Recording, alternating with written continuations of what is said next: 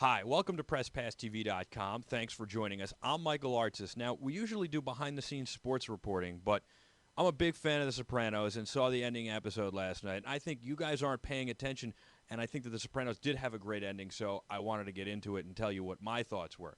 First, you need to know a little bit about the mob. Bosses can't be touched unless another boss puts the hit on them, and it has to be for good reason. I mean, there are a lot of rules in the mob. So, second off, families are completely off limits. They're never allowed to be touched, and that's why Tony flipped out when that guy came and approached Meadow in that restaurant a couple weeks ago. So, nothing is going to happen to AJ, Carmela, or Meadow now, going forward, whatever, okay? I got to tell you, people don't get killed in the mob unless they know the people. So you're not going to get killed by somebody who's not a mobster unless they're from Italy. The mob doesn't hire hitmen. They do all the work themselves. So if you're thinking about those guys in the restaurant, forget about it. Tony would have known his assassin immediately unless the guy was from Italy once he saw the person.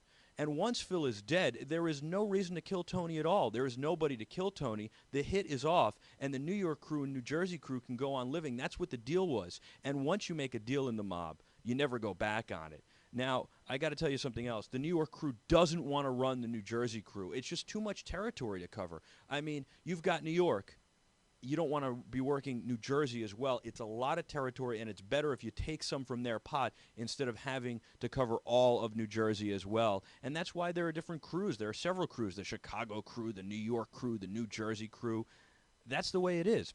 The cop tipped Tony off because the cop couldn't stand, and this is psychologically, the cop could not stand his life being meaningless. See, if he had worked the last 10 years and then Tony dies, the investigation's immediately over. There's nothing left to do.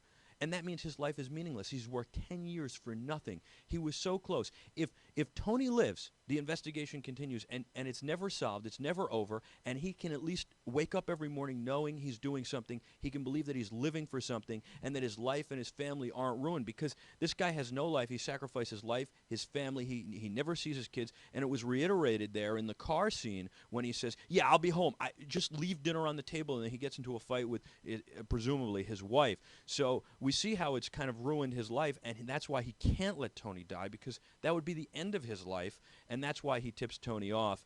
And I got to tell you something else. He's never going to get Tony, because they never get them. But if it ends, if Tony's dead, there's nobody to get, and his life is meaningless. The last 10 years of his life have been meaningless, and that's why he can't let Tony just die. He's got to tip him off. In the end, we leave Tony just like we found him 8 years ago. For the most part, nothing's changed. Sure, he's gotten a promotion and lost some friends, but in the last 8 years, haven't we all? I'm sure that many of us have. And the bottom line is that life goes on, and that's what the Journey song is all about at the end in the diner. I mean, they could have picked any song in the world. They pick a song that's old and not popular at this point. Don't Stop Believing. It's very symbolic. Why else would they have picked it? Here, listen to some of the lyrics.